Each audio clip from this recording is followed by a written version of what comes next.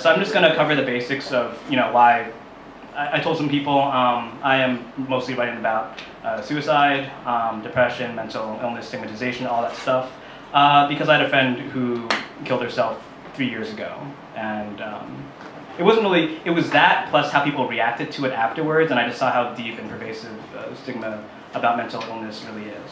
And so that's where all this comes from. If it doesn't come up here, then I said it. Okay, good.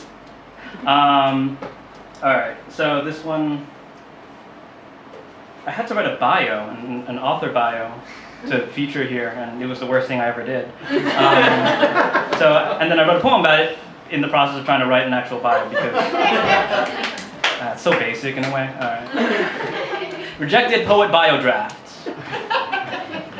Marc Cid hates writing his poetry bio so much you don't understand. He'd rather be forced to listen to an audiobook of My Little Pony neckbeard fan fiction while being locked in a death match against 100 rabid marsupials while experiencing a tummy ache and wearing his least favorite sweater. Marc Cid is going to take this whole write a poet bio prerequisite for being a feature seriously, but it might take him a few tries. Marc Cid is a Filipino American whose parents never taught him to speak Ilocano or Tagalog, and he's never been to the Philippines. Marc Cid was raised in a devout Seventh-day Adventist family and church family and didn't eat fried calamari until he was 19. Marc Cid once watched the entirety of the movie Finding Nemo with his dad's side of the family. After it was over, they unanimously concluded that all of the trouble with the sharks and the aquarium could have been avoided if Nemo had never disobeyed his father.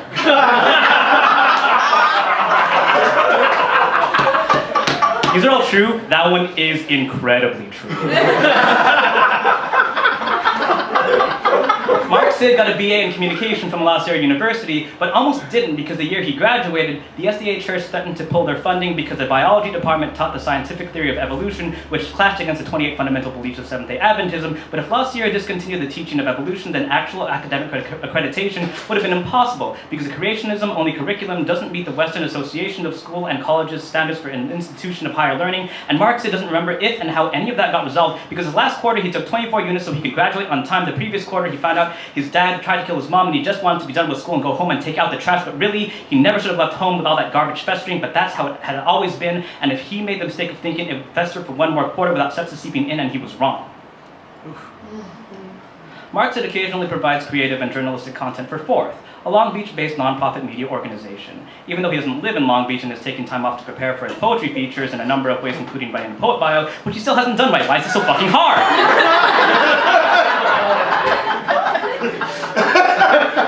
Marc Cid has a handful of poetry publications, but hardly ever submits because every time he browses online poetry journals, he never finds poetry that resembles his at all, and doesn't understand half the poems accepted by Rattle. Why do people expect they can develop as poets if they don't read poetry proven by publication? What is this avocado toast millennial entitlement bullshit? Marc Cid once read the quote, "Be the change you want to see in the world," but in lieu of more specific instructions, bumbled vaguely forwards in that direction and never got anywhere close to his intended destination. Marc Cid took several wrong turns and ran out of gas and is stuck on the side of the road.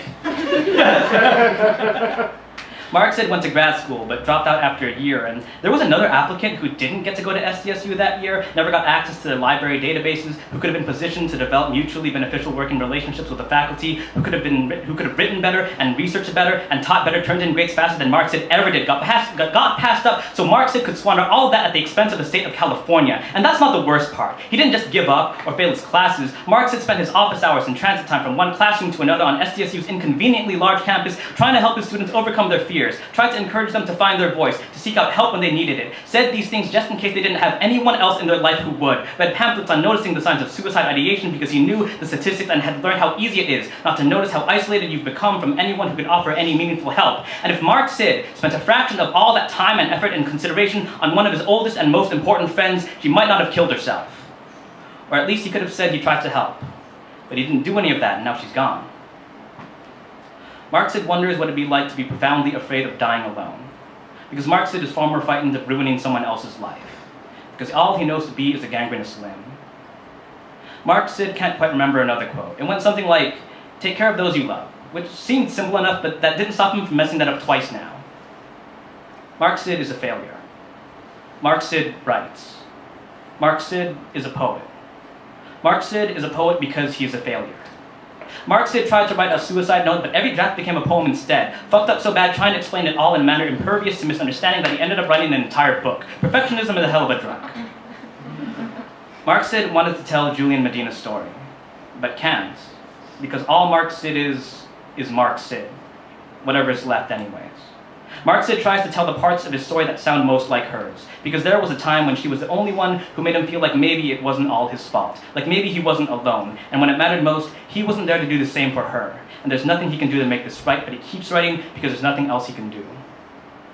Marc Cid's therapist told him he's been approaching open mic performances like experiments, because no matter how strongly he feels that people are shit and life isn't worth living, and even if it was he wouldn't be any good at it, he hears a voice in the back of his mind that insists on asking the question, are you absolutely certain your data samples are representative?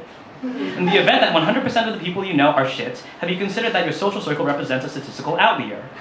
Have your measuring instruments been demonstrated to exhibit validity and reliability?